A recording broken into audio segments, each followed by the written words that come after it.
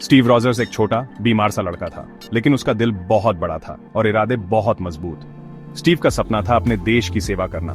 दूसरा विश्व युद्ध चल रहा था और वो बहुत चाहता था कि वो सेना में भर्ती हो, लेकिन उसकी कमजोर सेहत की वजह से उसे हर बार मना कर दिया जाता था। हर बार ना सुनकर उसका हौसला और बढ़ता था। वो अपनी कमजोरी को खुद पर हावी नहीं होने देता था।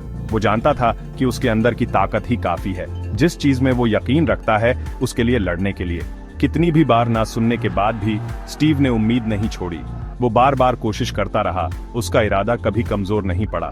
उसकी इसी जिद ने डॉक्टर अब्राहम एर्स्किन का ध्यान खींचा। एर्स्किन ने स्टीव में एक नेक दिल देखा जो शारीरिक ताकत से कहीं ज्यादा महत्वपूर्ण था। उनका मानना था कि स्टीव का अडिग चरित्र उसे एक खास प्रोजेक्ट के लिए एकदम सही उम्मीदवार बनाता है। एक ऐसा प्रोजेक्ट जो युद्ध का रुख बदल सकता था।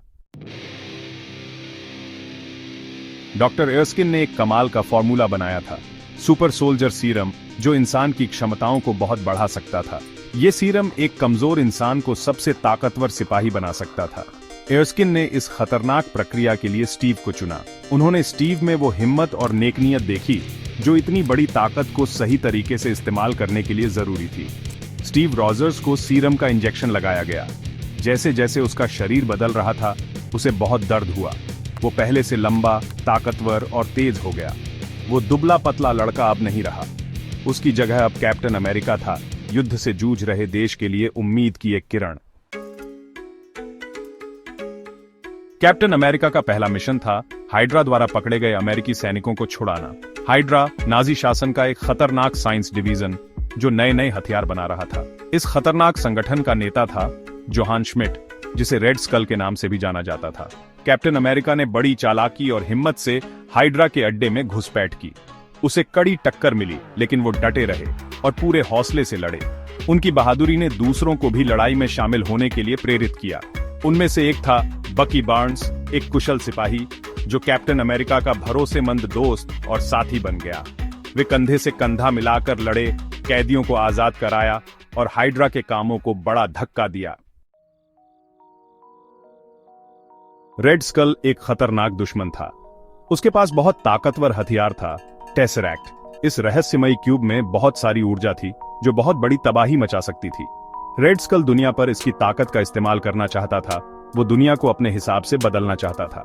कैप्टन अमेरिका ने उसे रोकने की कसम खाई। वो जानता था कि दुनिया की किस्मत उसके कंधों पर है। वो हाइड्रा एजेंट से लगातार लड़ता रहा, हर मोड़ पर उनकी योजनाओं को नाकाम करता रहा। हर जीत उसे रेड स्कल के करीब ले जाती थी, लेकिन साथ ही उसके दुश्मन की असली ताकत का भी पता चलता था। आखिरी लड़ाई एक बड़े बम वर्षक विमान पर आसमान में हुई। रेड स्कल बेखबर शहरों पर टेसरैक्ट की ताकत छोड़ने की तैयारी कर रहा था। कैप्टन अमेरिका बहादुरी से लड़ा। वो जानता था कि समय कम है। उसे रेड स्कल को हराना था और हथियार को निष्क्रिय करना था, इससे पहले कि वो अपने लक्ष्य तक पहुंच जाए। लड़ाई भयानक थी। विमान में धमाके हो रहे थे। कैप्टन अमेरिका अपनी अविनाशी ढाल से रेड स्कल के टेसरैक्ट वाले हथियार से निकलने वाली ऊर्जा को रोक रहा था। समय बहुत कम था। वो जानता था कि शायद वो रेड स्कल को हराकर हथियार को समय पर निष्क्रिय न कर पाए। उसे एक भयानक बात समझ आई, लाखों लोगों की जान बचाने का एक ही रास्ता है, खुद की कुर्बानी। कैप्टन अमेरिका ने समझ लिया कि अब कोई और रास्ता नहीं है। उसने एक फैसला लिया। उसने दुनिया को बचाने के लिए खुद को कुर्बान करते हुए विमान को आबादी वाले इलाकों से दूर मोड़ दिया। विमान आर्कटिक महासागर की बर्फीली गहराई में गिर गया। दुनिया ने अपने हीरो के जाने का शोक मनाया। उन्हें नहीं पता था कि कैप्टन अमेरिका की कहानी यहीं खत्म नहीं हुई थी। सुपर सोल्जर सीरम और आर्कटिक के ठंडे तापमान ने कैप्टन अमेरिका के शरीर को सुरक्षित रखा। वो बर्फ के नीचे जमा हुआ 70 सालों तक खोया रहा। दुनिया आगे बढ़ गई। उन्हें पता भी नहीं था कि लहरों के नीचे एक हीरो सो रहा है। कई दशकों बाद एक रिसर्च टीम को कैप्टन अमेरिका का जमा हुआ शरीर मिला। उन्होंने उसे ध्यान से पिघलाया, उसे एक ऐसी दुनिया में वापस लाया जो उसकी दुनिया से बिल्कुल अलग थी। वो एक ऐसी दुनिया में जागा जिसे वो पहचान नहीं पा रहा था। ऊंची ऊंची इमारतें, शहरों में चहल पहल, तकनीक इतनी आगे बढ़ चुकी थी कि उसने कभी सोचा भी नहीं होगा।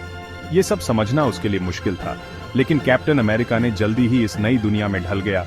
उसका हौसला पहले जैसा ही मजबूत था। उसका सफर अभी खत्म नहीं हुआ था। अब उसकी पहले से ज्यादा जरूरत थी। कैप्टन अमेरिका की कहानी हमें याद दिलाती है कि असली ताकत शरीर में नहीं बल्कि अपने हौसले में होती है। ये कहानी है निस्वार्थता की, सही के लिए लड़ने की, चाहे कितनी भी मुश्किलें क्यों ना आए। कैप्टन अमेरिका की कहानी हमें प्रेरित करती है, हमें याद दिलाती है कि हम सब में हीरो बनने की ताकत है।